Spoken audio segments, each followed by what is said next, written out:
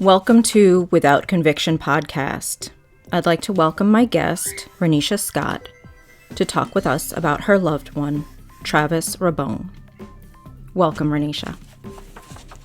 Thank you so much for having me, and so nice to meet you. It's my pleasure, and it's nice to meet you too. First, let's talk about you and Travis and your relationship. How did you guys meet? Well, basically, we met through a mutual friend, and he'd actually been, he was really on the track of, studying his legal work and trying to get, make connections and network and do different things like that. And he found out that I had a paralegal background. I had been studying paralegal studies, and I was going for, eventually my law degree and different things like that. So that in itself initially piqued, interest as far as he was concerned.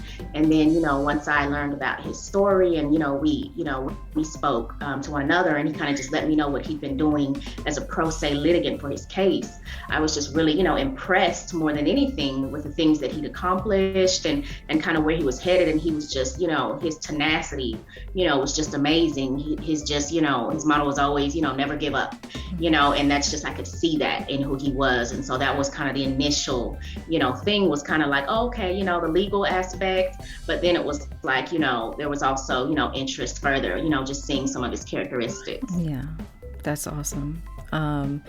And you said that he's studying, and from what I've read online and on social media, I've actually been quite impressed with his work that he's doing and his accomplishments, and in particular his grades. Right. Yeah, it's awesome. And, having studied that, here in the free world, out in, the free, I know that it's difficult, doing it, having kids or having this or that going on, but definitely in an environment where, you have to be concerned about even your safety, your well-being. Some days, you may not even have access to, to get out and move around, having all those, obstacles, and his tenacity is just, it's insurmountable. And actually, when I met him, he hadn't began the studies yet, but he'd been telling me a little bit about someone he'd been reading about and heard about, Isaac Wright Jr. And so when the For Life show came out, I told him, I said, you know what, you just need to do it. Just seeing him and seeing the show, he's like, I'm so glad that you watched that show, because you see kind of like what it is to do this, in here. And so I just said, you know what, you just need to do it. You just need to do it, stop stalling. He had already done so much work on his own with his case. And I'm like, this stuff, and so once he started, he just took off, and that he's gotten 2 B's and the rest have been A's. And it's like, that's what I expected from him.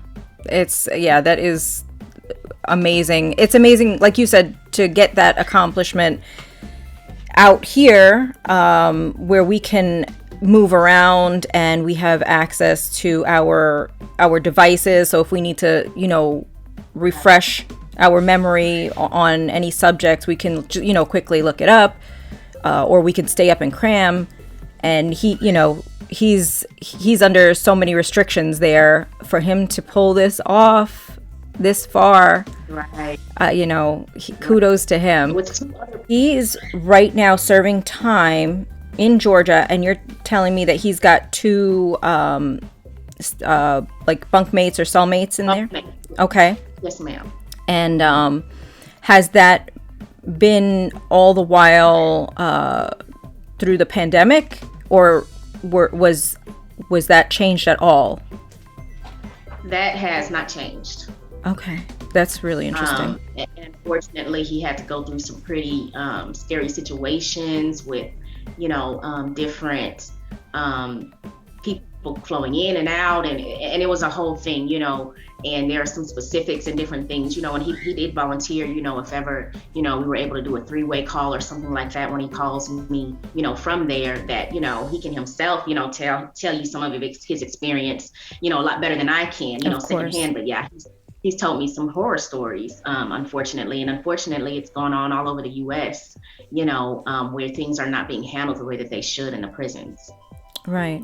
I can speak for that also. In my own loved ones experience. My brother, who's also in prison, Sean Ryan, he actually contracted COVID-19 while he was in solitary confinement. And Wow. I'm just thinking about how he contracted it in solitary. How much more how much more at risk are these individuals who are locked in a room with others? I'm sure they're not providing protection for them, and correct me if I'm wrong if you know otherwise, but that seems really dangerous. And They had masks at one point. That they had provided masks, but as far as any type of moving around or trying to keep people apart or anything like that, I didn't hear any of that. Everything has pretty much been the same. Okay. And do you know?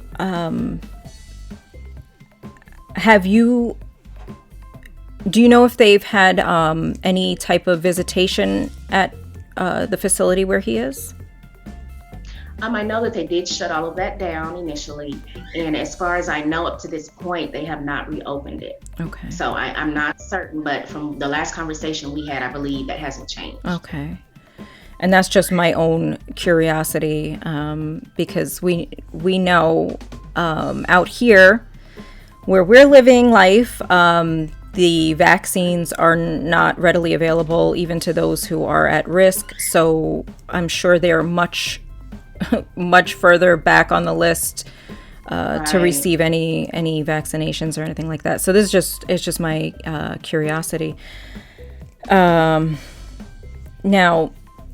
can you tell me a little bit about? Well, first, what's the date of the original crime for which Travis was charged and ultimately convicted? Okay, so that would be December 29th, 2008. Okay. So that's the original when everything began. Okay. And from then, when was his last day of freedom? The day that he was questioned. So the day of the incident, Wow. That was his last day. He was held in the county for 4 years before his trial. Really? Okay. Yes. That's another interesting aspect to this, because part of due process is, obviously a speedy trial, not to be held in prison for 4 years before you even get a trial. So that if that doesn't speak to the public about how this system is operating or really not operating, I don't know what it would say. Could you imagine 4 years of your life and it's our attitude is supposed to be innocent until proven guilty, but I'm going to treat you as though you're guilty for 4 years, and build up a case against you in those 4 years, and convict you. I don't understand how that works. How is an innocent or a presumed innocent individual imprisoned for 4 years before a trial? I just don't. I don't understand. I don't understand how that's okay in this country. But hopefully, the listeners here will get a little bit of an education on what this process is, because unless you go through it or have a loved one that's going through it, you really don't know, and you don't understand the different steps that we go through, or that the individual goes through who's experiencing this firsthand, where they're not proven guilty, but they're still a prisoner. And we need to expose that and see why that's occurring. Who is being impacted by this? the most, which groups or communities are being impacted by this more than others. And we need to really speak out about it and write to the legislators, all of our representatives, the senators, our governors. We need to speak up and either question it. If you want to know more, question it. If you've already questioned it and you have formed an opinion and you believe whether it's right or wrong, speak about it, vote about it. Let your representatives know what you believe, because they're representing you. And if you don't have a voice, then you have no right to an opinion. Right. Yeah. Exactly. Yeah. So that's just, sorry. Yeah. That just kind of made me a little cuckoo right now with that 4 years. So, all right. Yeah, exactly. All right. So 4 years before his trial. So then go ahead. So then he was. Represented by, they hired a private attorney. Unfortunately, this attorney did not tell him or his family that he was also a court solicitor at that time for the very county that was prosecuting him. So this obviously posed a conflict of interest that they did not find about until Travis examined him at his 2018 habeas corpus. As he's, this is from the prison. So this is when the attorney admits that, during this long stretch of time, he's had all these accolades under his belt. And one of those is being court solicitor. And he was court solicitor at the time that he was defending Travis. So ineffective assistance of counsel is definitely a key element here. There were so many things within this trial that were not executed, properly. There were things that the family requested that the attorney did not follow through with. There were no character witnesses that testified on Travis's behalf. Not one. The family inquired, and there were not one. His father, he has an elderly father. His father, had him when he was 50 years old. So by this time, his father's already up in age, and I really feel that he was taken advantage of. He paid over $90,000 for a defense attorney that landed his son 2 life sentences plus 20 years. Wow. And he was supposed to be one of the best, but the thing about it is, there were so many different elements. There was key evidence that wasn't tested. There was even some blood evidence that wasn't tested. The family requested the crime scene be, reconstructed and different things like that just were not done. And there's a lot of corruption within the whole core of this situation. And he and I and his family truly believe that from the beginning, it was almost, as if it was already determined that he's going to go down for the alleged crimes, and we are going to make sure that happens. There was, on the night of I can describe the incident to you and what happened, and we can go from there just to kind of give you some more insight. Absolutely, yeah. So basically what happened on this day, there were some individuals, one of which that a woman that he had gone to high school with that he knew fairly well, and another individual who had approached him and asked him about borrowing some money.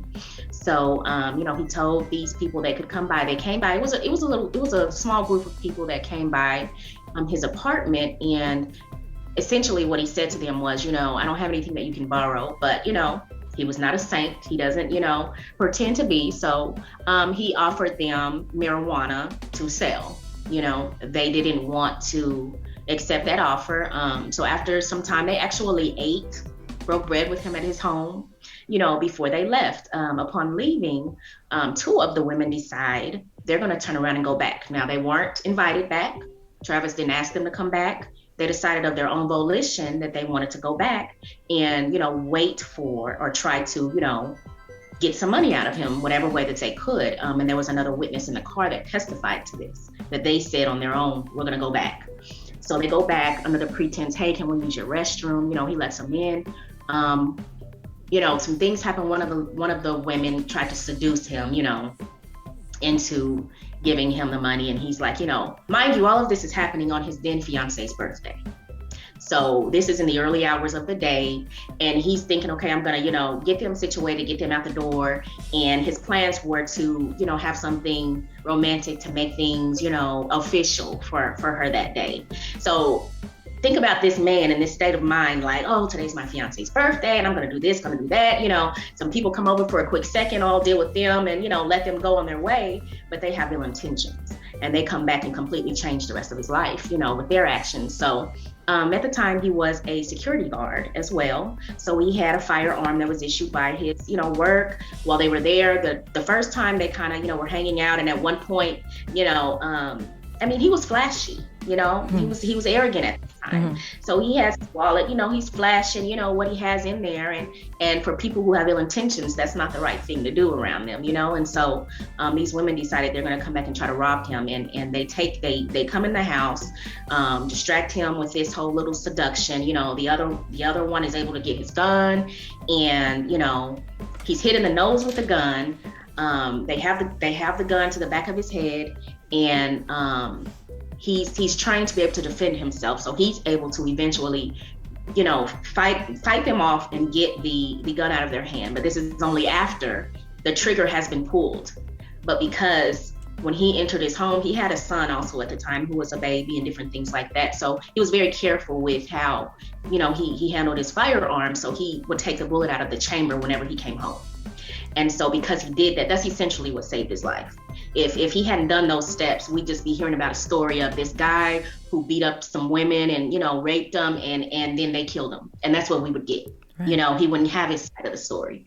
But because, she wasn't unsuccessful with doing that, he was able to wrestle a gun. Now, during this time, he's fighting these women off. And if you're thinking, and this is the thing that baffles me, like if you put yourself in a situation of life or death, I have the opportunity to fight my way out of a situation. It doesn't matter who it is. If it's a man, if it's a woman, if it's a bear or a dog, if you have the opportunity to fight your way out of a situation, you're not going to try to be mindful of the other opposing force that's trying to take your life. You're not going to be like, well, let me just softly try to get this gun for you or gently try to get you off of me. You're going to, with all full force and might, try to preserve your life. And that's where he kicked into, self-preservation. During the struggle, he caused injuries to these women. And I don't see how you couldn't in that situation. Right. But one of them did, have blunt force trauma, which caused her to pass out. Upon arriving to the scene, the investigating officers, they never cleared the scene. They didn't even know who was in the apartment. She lay on the floor. She was not dead. She laid on the floor for a while. EMS came. They moved her. They put her back. She ends up on life support at the hospital. She ends up on life support. So the whole time they're handling her, she's alive. But they don't know the status of what's going on when they get there. There was just so much, there was money missing from his apartment. The money that he had in his wallet was missing, on his person.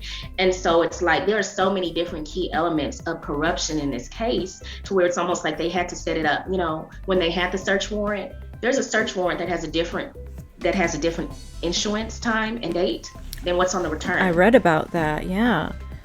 So how do you get that? And then now, when we request it, nobody has it. Right. We can't get the search warrant. And that was used obviously at trial to convict him, if I'm not mistaken. Right. It was a part of the key evidence. So if that cannot be produced, then why is this not dismissed? Exactly. Exactly. Yeah. So go ahead. I'm sorry. Oh, no. And I was just saying, and one of the key elements of this case is, the witness the one witness that was on life support, God rest her soul, she did pass. Mm-hmm. The other witness testified, that he raped them, and beat them, essentially, that he raped them and beat them. And the DNA evidence that was produced, the rape kit, there was no DNA in the rape kit from Travis. There was DNA from a few other individuals, from a few other men that were never identified, but they were Travis's. They did have DNA that was found not in the rape kit, but DNA in general, that was non-spermicidal. So that means that it's epithelial. That means any part of your body where you have skin could have contributed this DNA. That Hair, means that if fibers, anything. Right. Which would, if you were in a fight with someone, which would make sense. Scratched them, exactly. Yeah. Then your DNA would be on them. So they presented this evidence because of the area of the body. It was in the lower torso, around that, the behind the area, back of the leg. So because of the area and the way that they questioned it, they basically wanted to say that it was the rectum where they found it. Is basically where they basically pushed and pushed and pushed to get as close to that area as they possibly could to uphold the charges. Now, mind you, there are a lot of key elements that came out about the character of these individuals, and that, this is not necessarily the first time that there was an attempt made to rob a extort man in this way. And this, the witness that did testify during his trial, she was actually arrested on similar charges in Louisiana for, sodomy, which is one of the things that he was charged with. And she was arrested for that in Louisiana during the time of his trial. These are things that his lawyer was aware of and could have brought up, but didn't, because that would have spoke to the character and the credibility of the witness and what was being said. So like I said, there are so many things and so many elements from beginning to end of this case, and so we're here at a point. He has made it into the federal courts, all on his own, he has an aunt and his father. His mother was there along the way as long as she could be. She passed away in 2015 of Crohn's disease. Oh, wow. But she was there as long as she could be. And, and that's a lot of his fight. He told his mom, I'm going to be free of this, and although she's not alive to see it, he's still going to keep his promise to her. A lot of the reason he kind of chose to walk on the wild side a little bit per se is because of seeing some of the things that she went through when he was a child. He wanted to be able to help and provide for her. His father was a little bit more well off, upper middle class, but his mother kind of struggled, and she didn't have a lot of the things, over on that end. And so he was like, it was a kind of a rough neighborhood, and someone introduced him to an opportunity to get into that type of thing. And he said, you know what, I can make this money and my mom can pay her bills and not get eviction slips anymore. Right. Win-win, Well, and being young and in that setting, and he'd already experienced a lot of different childhood traumas, it just kind of made sense to him. Yeah. And, in this country, we tend to criminalize poverty and criminalize a lot of our ways out of poverty. When we don't have access to a living wage, other than being a little bit more creative. And yes, these things are criminalized, but when we start getting into the sale or the use of marijuana, we can all almost laugh at that now because the whole country is profiting off of that now. But it's been criminalized for decades, and used to incarcerate the basically the poor, people that don't have the opportunities that they would have otherwise if they were in a different community. So I feel like communities and individuals are targeted because of their lack of access to resources, and the lack of opportunity.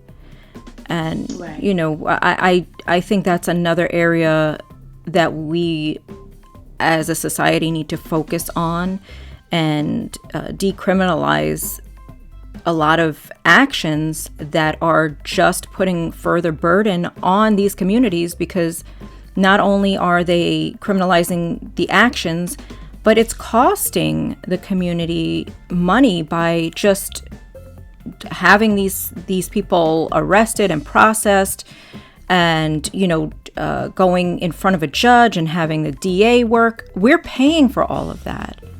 So Right. it's almost like a perpetual oppression of a Right. community and, a certain class, or, people of a certain background, especially people of color. It's like you can't be poor and you can't be of color in this country without the legal system breathing down your neck and keeping you in Right. constraints. And then when you step out, okay, you're ours. And now it's modern day slavery. It's the 13th Amendment in Right. in full effect. Exactly. So, and to your point earlier, yeah. So Travis, he had his life, with his life decisions that he had to make. And no, you don't have to be perfect to be a victim. Exactly. And Exactly. you can have a past or a present or anything and still be a victim. You can. That doesn't give license to law enforcement or the judicial system. That does not give license to imprison and enslave an individual because of Right. their life choices or their lifestyle. Especially like we were, the marijuana thing. That's gonna mess with my head if they use that to demean him in any way or his character. I think that's pretty silly at this point where we are now, all these years later. And if we can apply what we know now retroactively in at least that aspect, that should be stricken. All of that should be stricken, in my opinion. And luckily for him, that wasn't, he did, his lawyer was privy to a lot of things that he asked him to not come forward with, because Travis's thing was, well, if I kind of tell them what was the real situation, it will make sense to them, because just, oh, they left and came back and then all this stuff happened. Well, why did they come back? Well, why would they rob you? There's no context if you don't know, okay, he had some marijuana money. So he had some money there. Okay, now it makes sense. But his lawyer advised him to go with the state's side of what happened and say, oh, well, maybe it was consensual and then it changed because they decided to try to rob me. There was no sexual contact made. There was no, mind you, back to context, his fiance's birthday, getting ready for an official proposal. None of these things were the furthest things from his mind. Not to mention that just character-wise, he was an individual that just never had these types of interactions with women. He was more so focused on the things that kind of like straightforward business type minded individual, and so for this to be, that's one of those shortfalls of the attorney's representation, because he's wanting him to side with what the state, in my opinion, with what the state had to say, so that it would be easier to sweep him, to just do a complete sweep, get him out of the way and move on to the next, because he didn't take a plea. And that's what they had usually been used to up to this point. But he's like, I'm innocent. I didn't do this. And so he's confident in the fact that he's innocent, as so many defendants are in this country. They're like, well, I didn't do it, so I'm good. I don't have to worry. All the evidence is going to come out and I'm going to be cleared and it's going to be great. But we know that that's not how it works. No. So in his trusting into the justice system is going to do what it's supposed to do, he wrongly assumed that his innocence was going to speak for itself and he was going to just be able to rely on that. But it didn't go that way. And the attorney, his aunt, she spoke to me and she said, if you have been sitting there in that courtroom, you would think that his lawyer was working for the other side. And he put up no defense for him. He basically handed him over a platter. Yeah. Yeah. And so those are the things. But yeah, it just doesn't, and so that's the whole reason why, when I met him, I was like, we have to get this public. We got to get you a Facebook, leading, we got to get following, and then we have to get you a petition. We have to get this out, because I'm hearing you and I know you're fighting through the courts, but you need the public support as well to know, what's going on, because essentially a lot of times it's about who you know and not necessarily if you're innocent or guilty. And, I think that's what really, just just hurt him in this case. He's just a normal black kid from Atlanta. I mean, like, who are you? You know, he had no association. I mean, his father, like I said, his father had a good job. He was a vice president of a, you know, major construction company for over 30 years and different things like this over on the other side. But he's thinking, mom, of course, where's mom at? What's mom have going on? You know? And so that's where his heart, you know, that's what kept pulling him this way, you know, to want to be over where his mom was and helping her. So it's like, it was just the whole thing, like I said from the beginning, it was just a setup, like you said. You know, he sat there for 4 years with them building and pulling together and creating, you know, this insurmountable case that he would not be able to get over, so that they could prove him guilty instead of trying to find the truth. They just wanted to get him out of the way. Right. And after 4 years, you know, if he's found not guilty at that point, you know, they're also trying to save face. Well, we had this guy for 4 years and we weren't looking for anything else to disprove this. So it's almost like to legitimize what they've done already. Instead of finding the truth, they're just getting the conviction under their belt, getting that, you know, that status that they need, or the quota that they need to make, or whatever it is. And a lot of this also goes into finances, where states or counties or cities will receive extra funding when they have a certain conviction rate.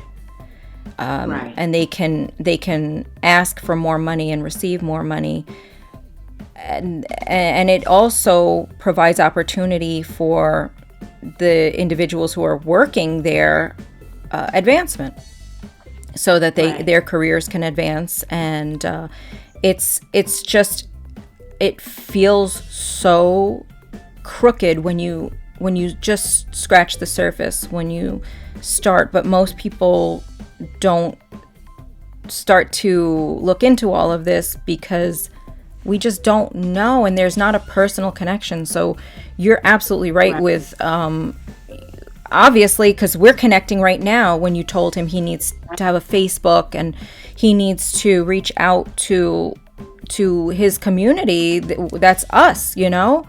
There are listening ears. There are people who will listen to your story and actually hear you. For so many years, people sit in prison and they don't have access to this stuff. They don't have access to just a community. They're just stuck there. Either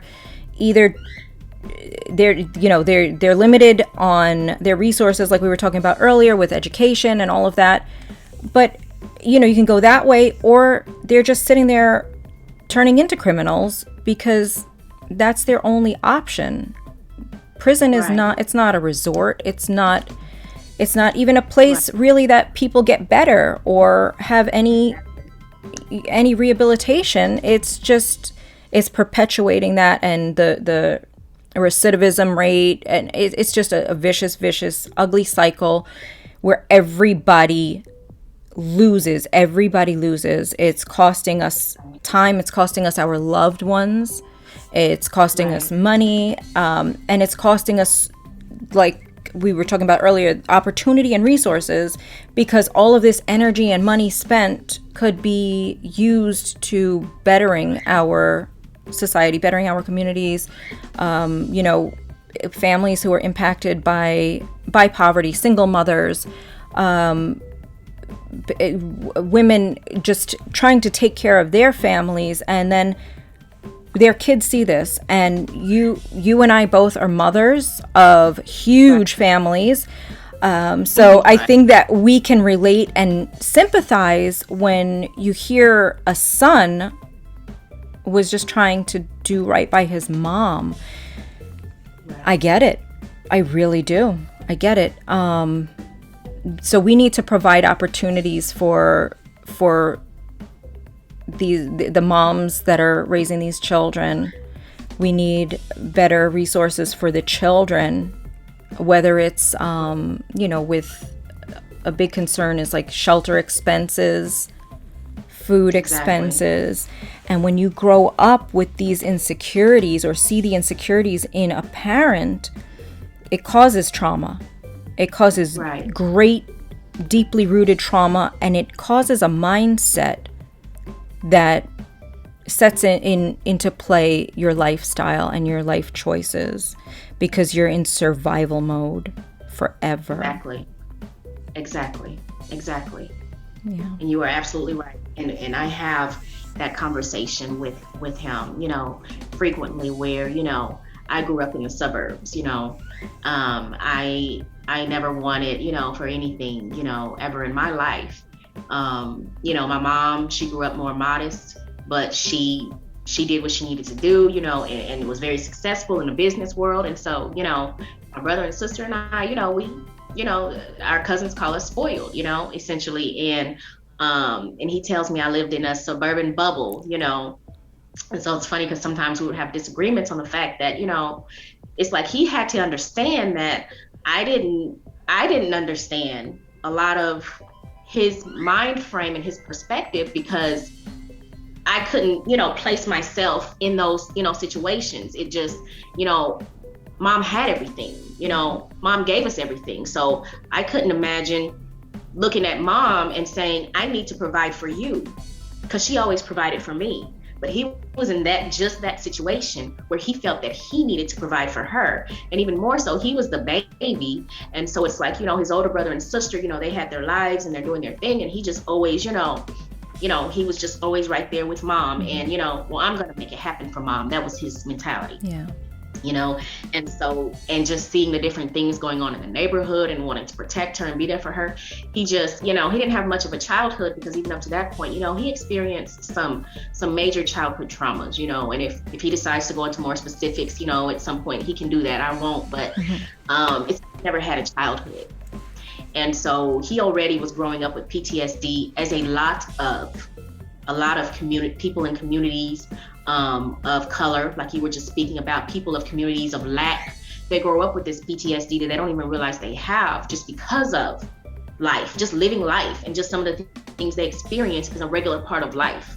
And so, and even when he had a psychiatric evaluation during this trial, and, they testified to the fact that he had this PTSD already existent. Right before the situation happened that he was arrested for, he'd been assaulted on 2 different occasions with a gun before that.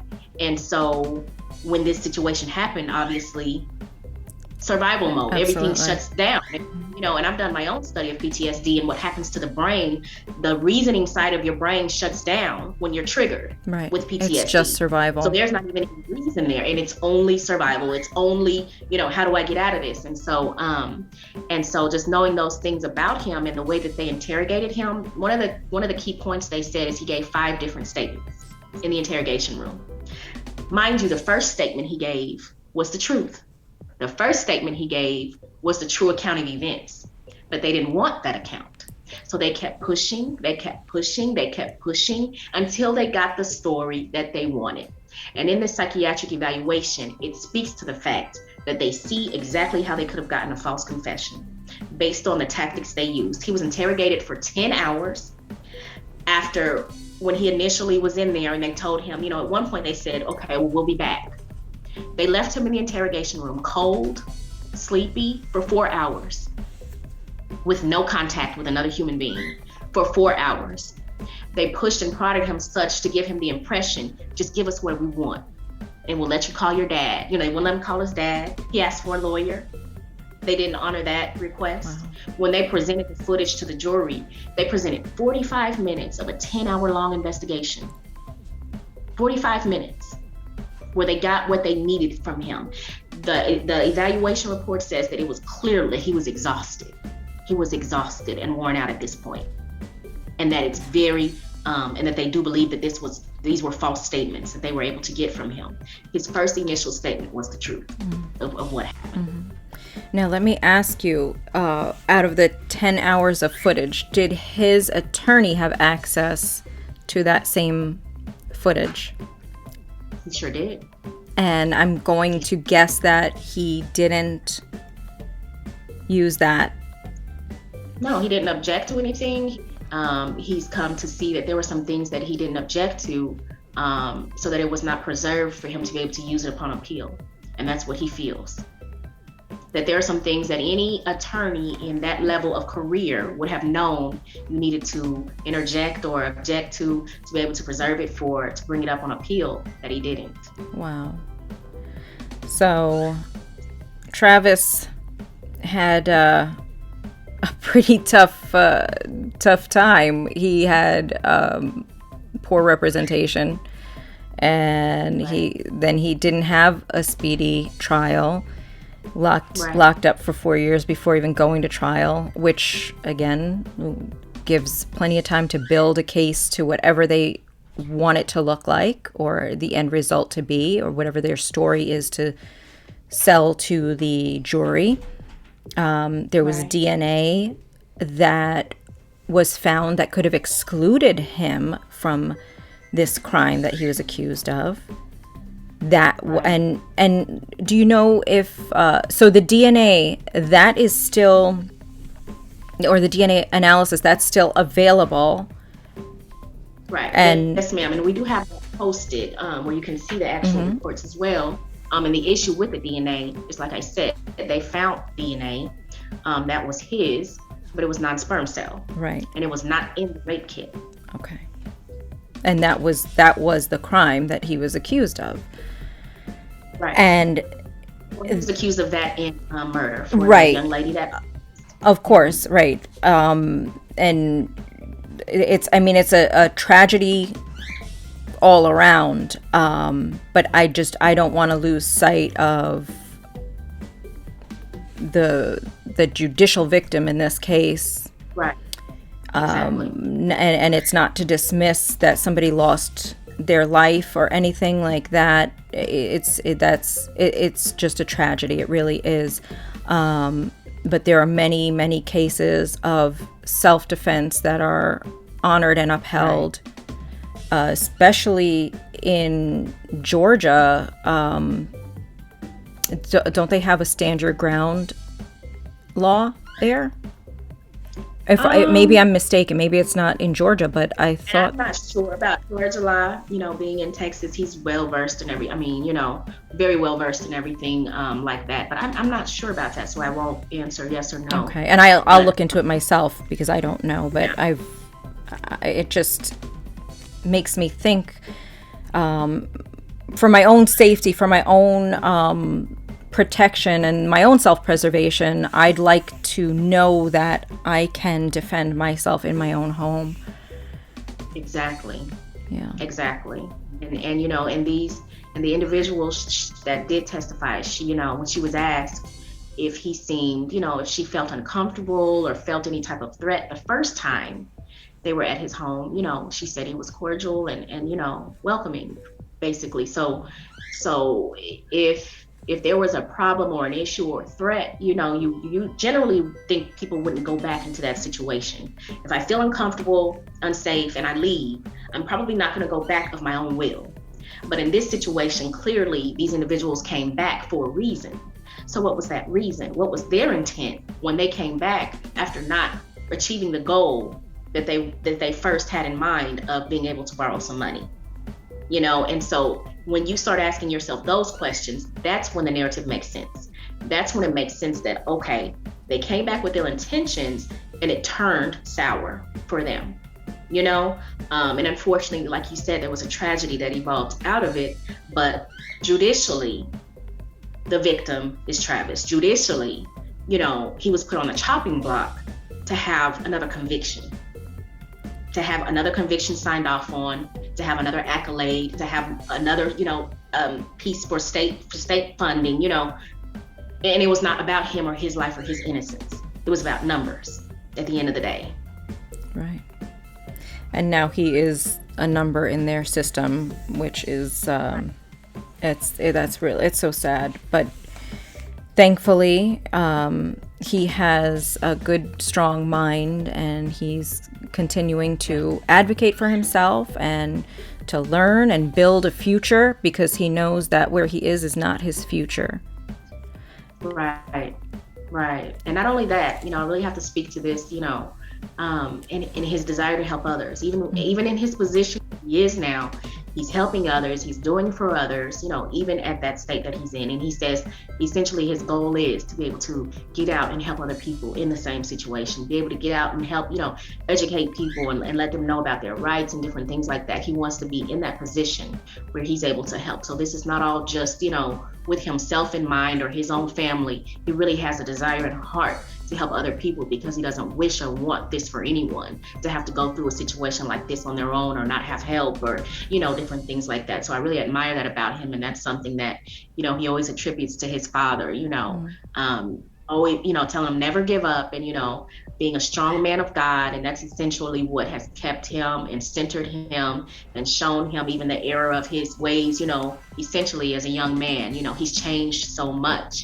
And he's just evolved as a person, and he really does give a lot of thanks and credit to his father for that, because his father has remained solid through everything, and his aunt, that's to be, reconciled with him. Good. That's wonderful. And that's something I've noticed among many of the exonerees that I've met, that their story doesn't end there with their own exoneration, and they are looking to help others and really make changes. So it's almost like the system that is wronging these individuals is when they have their opportunity and they make their case and they gain their freedom, they're so willing to continue to give of themselves. It's like nothing was lost in them.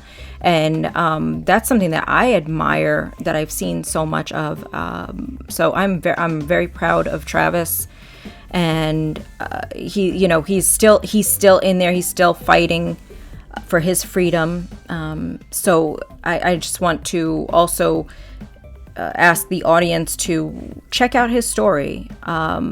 We'll provide links with this video, and you can check out his story, documents, his work that he's doing right now, just to support him and see what we can do on our side to change the laws and make sure that individuals are being represented fairly. Yes, ma'am. And sorry I had to mute you a little bit. We got a little bit of noise in the background. I didn't want to cover you, but definitely, yes, we have the petition up, Justice for Travis Raybone.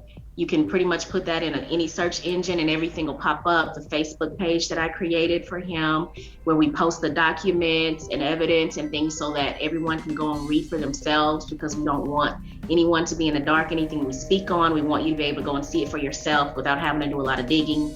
So we definitely have those things up, also Twitter and Instagram as well. So all of those avenues where you can reach us and just kind of get more information about his story and his fight. Beautiful. All right.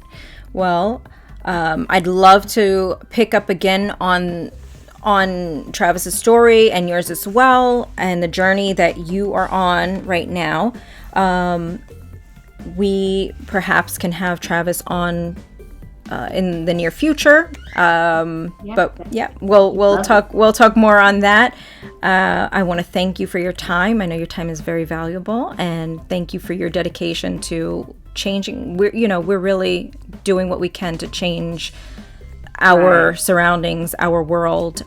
So thank you for all the work you're doing. I appreciate it.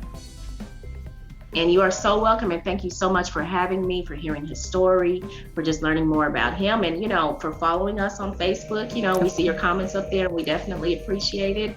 and just for your fight and everything that you're doing, and praying the best for your loved one as well and his situation. And I believe that we're in a day and time where justice is going to be had all around, and I believe it's at that point in this world. So I'm very hopeful, and I just want to encourage you to keep doing what you're doing, as you're being an awesome mom and just all around superwoman.